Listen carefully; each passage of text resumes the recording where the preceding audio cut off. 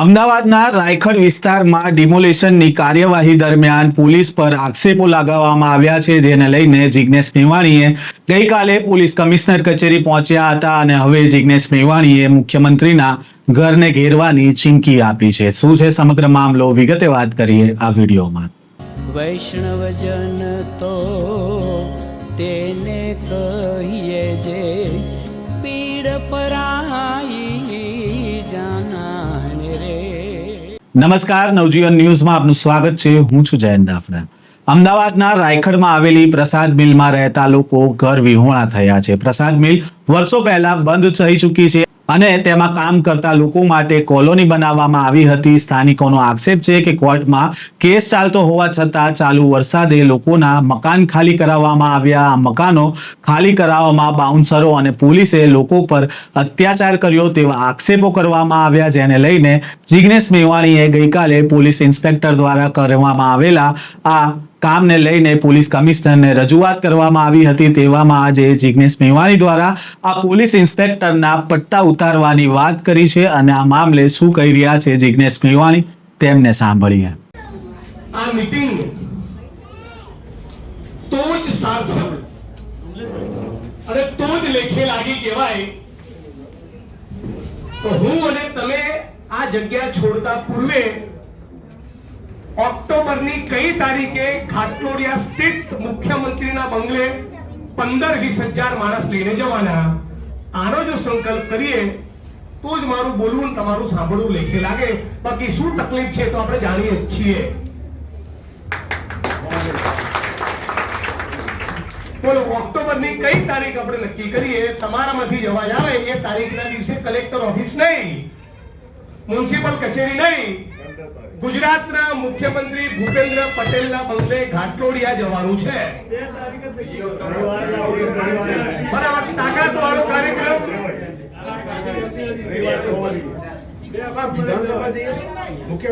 8 તારીખે તો વિધાનસભામાં તો આવો જ. પહેલા પછી વધુ મહિનો 1.5 મહિનો તૈયારી કરીએ અને મોટી તાકાત વાળો કાર્યક્રમ કરીએ કે પાર તાપી રિવરફ્રન્ટમાં નસવાડી છોટાઉદેપુરના હાઇડ્રો પાવરના પ્રોજેક્ટમાં આ બંને પ્રોજેક્ટમાં થઈને તમે 1,25,000 આદિવાસીઓને ઉજાડવા માંગો છો. એ અમે ચંદોળામાંથી ડિસ્પ્લેસ થયેલા મુસ્લિમો, દેવી પૂજકો, સુભાષ બ્રિજમાંથી વિસ્થાપિત થયેલા ઠાકોરો અને રબારી વસાહત ઓઢવના માલધારીઓ ચલાઈ લેવાના નથી.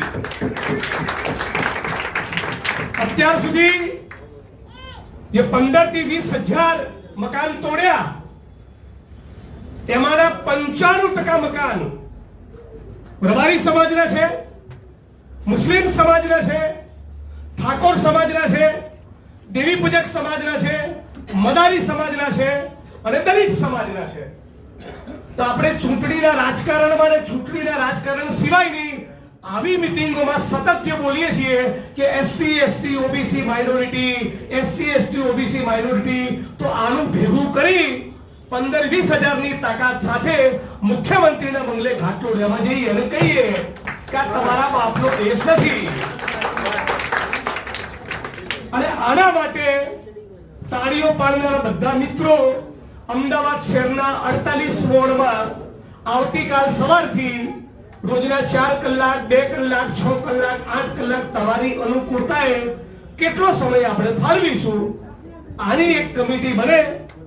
મીટિંગ પછી કે કાલે પરમ દિવસે કમિટી બેસે, મોહલ્લા વાઇઝ મીટિંગોનું આયોજન થાય, સોશિયલ મીડિયામાં કેમ્પેન થાય, ફરી એકવાર એની પ્રેસ કોન્ફરન્સ કરીએ, 2-4 ગુજરાતની બહારના વક્તાઓને, નેતાઓને બોલાવીએ, રાહુલજીને પણ કહીએ અને એક મોટો કાર્યક્રમ તાકાત વાળો આપીએ તો આમનો ફાટવા કદાચ ઓછો થાય.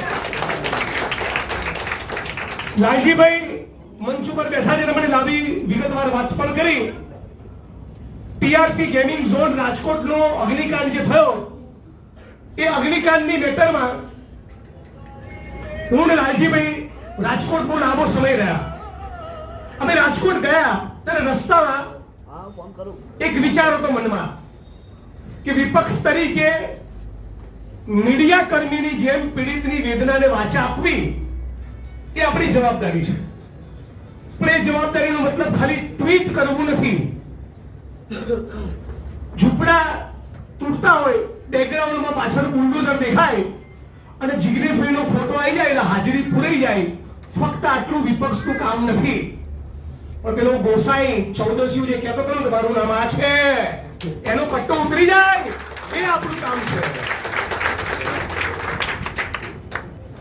ટાઈમ ના બગાડે. એ તો ઝાલા થઈ ગયા છે કાલ રાતે. નહીં થયા હોય તો કાલે રાયખડમાં ચાલતા બધા દારૂ નાડાનું લિસ્ટ આપવાનું છું. જો આ બધા આટલો કેમેરા છે, આ ફરી લેવી પડશે ગોળી. પણ આજે પોલીસ વાળા દાદાગીરી કરે છે. એમણે ગાંધીનગરમાં બેઠેલા એમના બાપે કીધું છે તમે તારો તોડો, અમે બેઠા છીએ. આ ઈશારો કમલમનો છે. આ ઈશારો ભાજપની સરકારનો છે. એટલા માટે એમને ચરબી ચડી છે. બાકી પીએસઆઈ, પીઆઈ, ડીવાયએસપી એમની આવી દાદાગીરીની હિંમત ચાલે નહીં. મને બરાબર યાદ છે, હું લાલજીભાઈ સુભાષ બ્રિજ ઠાકોર સમાજના જે ઘર તોડે ત્યાં ગયા હતા. એક દીકરીનો મેં પોતે વિડીયો લીધો હતો. મારી બાજુમાં લાલજીભાઈ બેઠા હતા. એ છોકરી કીધું ઘણો બધો વિડીયો રેકોર્ડ કર્યા પછી કે થોડી વાર પછી કે જિગ્નેશભાઈ રવા દો. એટલે કેમ કે તમને આ વિડીયો ચાલુ હોય ના કહી શકાય ને એવી મા બેનની અશ્લીલ ગાળો અમને બોલી છે પોલીસે. અને આખા ગુજરાતની ઠાકોર સમાજની લીડરશિપ સદંતર ચૂપ. માલધારી સમાજના ઘર અંબાજીમાં તોડ્યા.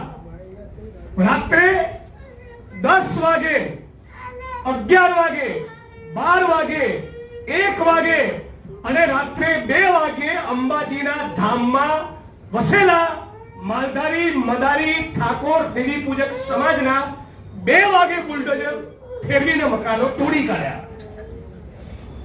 આનાથી ખરાબ કૃત્ય ચંડોળામાં કર્યું. પાછા ચંડોળામાં તો રાજનીતિ બી કરવા મળે ને. જોયું? આ પેલો બાંગ્લાદેશીઓના સમર્થનમાં આવ્યો છે. એવું પોલિટિક્સ બી કરવા મળે. એટલે આપણે બધાની સામે શું ચેલેન્જ છે આપણે જાણીએ જ છીએ. સવાલ એ છે કે તાકાત બતાવવાના કે ખાલી 100, 150, 200, 500 માણસનો કાર્યક્રમ કરી મીડિયામાં બાઇટ આપી બાકીનું વકીલોના હવાલે છોડી દેવાના. વકીલો તો લડવાના છે, જીતે કે હારે. સ્ટે મળવાનો છે તો મળશે, નહીં મળવાનો તો તૂટશે. આપણું કર્તવ્ય રોડ પર ઉતરીને દંડા ખાવાનું, એફઆઈઆર બોરવાની. સીએમ ના બંગલાથી ઓછું કઈ નહીં ઘાટલોડિયા. એને ચેલેન્જ આપો કે આ ગુજરાતની જનતા એનું જમીર અને ખમીર હજી મરી ગયું નથી. આ અમદાવાદ બેઠું થશે. આ અમદાવાદ તારા ઘરે મોરચો લઈને આવશે. તારા બધા ઝોનના ડીસીપીને કહી દે કે ડિટેન્શનની તૈયારી રાખે 20-25,000 માણસની. આવી જો તૈયારી આપણે કરીએ તો આપણામાંથી બનેલી કમિટીને કે બોલો કોને વૈકલ્પિક વ્યવસ્થા બાકી, તો કે બીજા ઝૂંપડા વાળાને નહીં તોડીએ ને તોડતા પહેલા એની વૈકલ્પિક વ્યવસ્થા આટલી કરવાના કહીને આવીશું. હમણાં પાર તાપી રિવર લીગના મુદ્દે અમારા કોંગ્રેસના બહુ લડાકુ સાથી અનંત પટેલ સતત પાર તાપી રિવર લીગનો પ્રોજેક્ટ એ જાહેર થયો ત્યારથી લડી રહ્યા છે. હમણાં 3 દિવસ ત્યાં ગયો હતો. એટલી જબરદસ્ત આદિવાસી સમાજે પોતાની તાકાતને એકતા બતાવી કે સીઆર પાટીલે પણ જાહેરાત કરવી પડી કે આ પ્રોજેક્ટ તમે નહીં કરવાના છે. લેખિતમાં જે દસ્તાવેજ એવું કહે છે કે હાલ પૂરતો મોકૂફ છે, પણ જનતાને એવું બોલવું પડ્યું. તો આપણે અમદાવાદના લોકો આ સરકારને બોલતી કરીએ. આ સુભાષ બ્રિજમાં જ્યારે ઠાકોર સમાજના મકાન તોડતા હતા, લાલજીભાઈ બરાબર કીધું, ત્યારે કોઈ ચંડોળા વાળું અને કોઈ રાયખડ મિલ વાળા ના ગયા. અને રાયખડમાં તૂટતા હતા ત્યારે ચંડોળા વાળા સુભાષ બ્રિજ વાળા લાયા. અને રાયખડ વાળા, સુભાષ બ્રિજ વાળા અને ચંડોળા વાળા એ ઓઢવમાં રબારી ભીના તોડતા હતા ત્યાં ના ગયા. અને ઓઢવના રબારીઓ એ ચંડોળા ના આવ્યા. તો આ બધા જ વેરણ છેરણ આપણે છીએ. તો એક થાવ, આપણો દેશ છે, લોકશાહીની દફા બગડી ગઈ. આવું બોલતા બોલતા મને 20 વર્ષ થયા હોય. 2002 થી બોલીએ છીએ. આ કાગડો માથે બેઠો ત્યારથી બોલીએ છીએ કે એક થાવ, એક થાવ, એક થાવ. સેમિનાર, આ કોન્ફરન્સ, આવી મીટિંગ, આના ડાયલોગ, આવી વાતચીત, આના ભાષણો બધી બહાર તો નીકળી. 15 માણસ, 20 માણસ, 25 માણસથી બનાવી એક કમિટી અને અમદાવાદના 48 વોર્ડમાં 2 લાખ 5 લાખ પત્રિકા વેચવાની. એમાં જિગ્નેશભાઈએ કેટલા ઘરે જવાનું? 10,000. ખાલી તમને પત્રિકા હાથમાં નહીં આપવાની કે ભાઈ તું કેટલી લઈશ, 100 તને પકડશો, આ ભાઈ તમે કેટલી લેશો, 200 પકડતું, અને હું ઓફિસમાં બેઠો એવું નહીં, આને 200 વેચવાની તો મારે 5,000 વેચવાની. એ તૈયારી સાથે આવીશ. આખો જબ્બો પરસેવાથી નીતરતો તમે જોશો. બોલો આવી તૈયારી ખરી? તો આ લડતમાં કંઈક પરિણામ મળે કદાચ. એવા ક્રૂર માણસો છે, એવા નાલાયક માણસો છે. હેમંતભાઈ કીધું પ્રમાણે કે દિલ્હીમાં, પંજાબના, રાજસ્થાનના, યુપીના, હરિયાણાના ખેડૂતો 690 મરી ગયા, છતાં આ જે ઘમંડનું પર્યાયનું નામ નરેન્દ્ર મોદી છે એના પેટનું પાણી હલતું નહોતું. પણ એ છતાં આપણું કર્તવ્ય તો એ જ છે, લડવું તો પડશે. અને આ વિડીયો સેવ કરી રાખજો. 27માં કોંગ્રેસની સરકાર બને ને બુલડોઝર આવે ને તો પહેલા લાલજીભાઈને મને બોલાવવાના, બાપના બોલે આવીશું.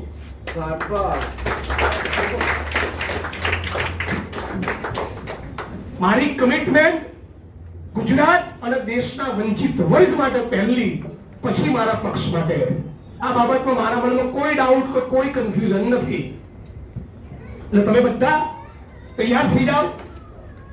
રાયગઢ વાસીઓ, સુભાષ બ્રિજના મિત્રો, ઓઢવના મિત્રો, ચંડોળાના મિત્રો, અને આપણે જે ખારવા ભાઈઓના, માછીમારીઓના, મુસ્લિમ સમાજનો બહુ મોટો વર્ગ ત્યાં દ્વારકા, ઓખા, એ લોકોના જે મકાનો નેસ્તો નાબૂદ કર્યા એમને પણ અમદાવાદ બોલાવીશું. અમે પણ તમારો અવાજ બનીશું. ત્યાં પણ વૈકલ્પિક વ્યવસ્થા આપો, અમદાવાદમાં પણ આવો. આવો આપણે એક નિર્ણય કરીએ. એટલે બહુ લાંબી વાત નથી કરવી, સીધા આયોજનમાં જઈએ. 8, 9, 10 તારીખ ગુજરાતની વિધાનસભાનું સત્ર છે. બોલો બધા આવશો? વિથ ફેમિલી, સપરિવાર, તમારા ઓળખીતા મિત્રો, પરિચિતો જેટલા દુખી છે એ બધા માણસોને લઈને 8 તારીખે ચલો ગાંધીનગર. વિધાનસભાના સત્ર વખતે ગાંધીનગર જવાનું, જવાનું ને જવાનું. એ પતે પછી સીએમના બંગલે ઘાટલોડિયા. ઓક્ટોબરની કઈ તારીખે આપણે નક્કી કરીએ? લગભગ 15 ઓક્ટોબરની આજુબાજુ. લાલજીભાઈ કીધું 15 તારીખ, તો 15 તારીખ. પ્રોફેસર સાહેબ બરાબર?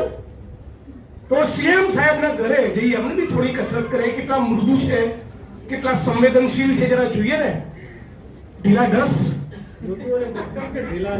સાવ ઢીલો ઢસ આવો મુખ્યમંત્રી જોયો નથી.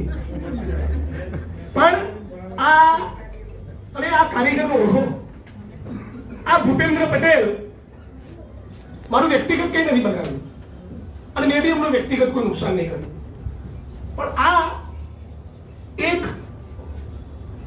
શાલીનતાપૂર્વક ભાષા વાપરી, વિવેકથી તમારી સાથે વાત કરી. મંચ ઉપરથી તમને એવું લાગે કેટલો સાદો સરળ માણસ છે, જે કચ્ચર કહાણ બોલાયો છે ગરીબોનો. આવું વિજય રૂપાણીએ નતું કર્યું, આનંદીબેન પટેલે નતું કર્યું. આ ભૂપેન્દ્રભાઈ ને સમજવાની જરૂર છે. એટલે મારી બહેનો અને માતાઓને તમને ખાસ કહું છું કે આપણે બધા અમદાવાદ શહેરમાં સાથે ફરીશું.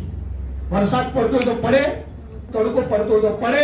હું તમારી જોડે ઘરે ઘરે આવીશ. હું તમારી જોડે આવીશ. આખું અમદાવાદ શહેર જગાડીએ, આખું અમદાવાદ શહેર જગાડીએ. 48 વોર્ડમાં મીટિંગ. અને સુરેન્દ્રનગર તો રાત જોતા હતા કે આવું કંઈક મળે, ગજગજાઈને લાગી જઈએ. સરપંચ બરાબર, મજબૂત 15, 20, 25 માણસોની બનાવો ટીમ. અને જો મારું નામ પડશે એટલે 2 જણાને પ્રેશર આવશે જ કહી દઉં છું. કેસ બંધ પડેલો છે તો ખોલશે, એની તૈયારી સાથે જ આવજો. નહીં થયો તો હું તો કરાવીશ. સુબોધ બધા અનુભવ છે મારી જોડે. આવેલો કેસ તો થાય જ. કેસ થાય, પોલીસ આવે, આઈબી ની વોચ આવશે, ધંધામાં નુકસાન કરશે. આ બધી તૈયારી હોય તો આવવાનું. પોતાની જ્યાં તમે ટકોરો મારી લેવાનો કે આ બરાબર ખખડું છું. તમારો આત્મા કંઈક બરાબર મારે લડવું છે તો આવજો. આજ નર્મદાબેન પ્રજાપતિના વર્ગને ફોન કરીને મેં કીધું હતું હું નામ આપું એ પ્રમાણિક આઈપીએસ અધિકારીનું નામ જાહેર કરો કે અમને તપાસ સોંપાય પછી જ બોડી લઈશ. એવું ના થયું, બોડી લઈ લીધી. હવે પ્રમાણિક, મજબૂત, નોન કરપ્ટ અધિકારીને તપાસ સોંપવાની વાત તો છોડો, આરોપીઓની ધરપકડ પણ કરતા નથી. એવું ને એવું આ મુસ્લિમ સમાજની 15 વર્ષની સુસાઇડ કરનારી દીકરીનું, એવું ને એવું ઈડરની આ દલિત સમાજની દીકરીનું, ઈડરની દીકરી એ જાતિવાદી હિંસાનો ભોગ બની, મુસ્લિમ સમાજની દીકરી એ આ અશાંત ધારાનો ભોગ બની.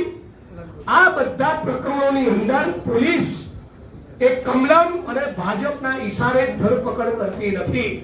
તો આ પ્રકરણોમાં ધરપકડ પણ થાય, નવા ગરીબોના ઝૂંપડા તૂટે નહીં, જે લોકોના મકાન તોડ્યા એને પ્રોપર વૈકલ્પિક વ્યવસ્થા, આર્થિક વળતર સાથે, બાકી જેણે અમારા ઘર ઉખાડ્યા એને સત્તા પરથી ઉખાડીને ફેંકી દઈશું.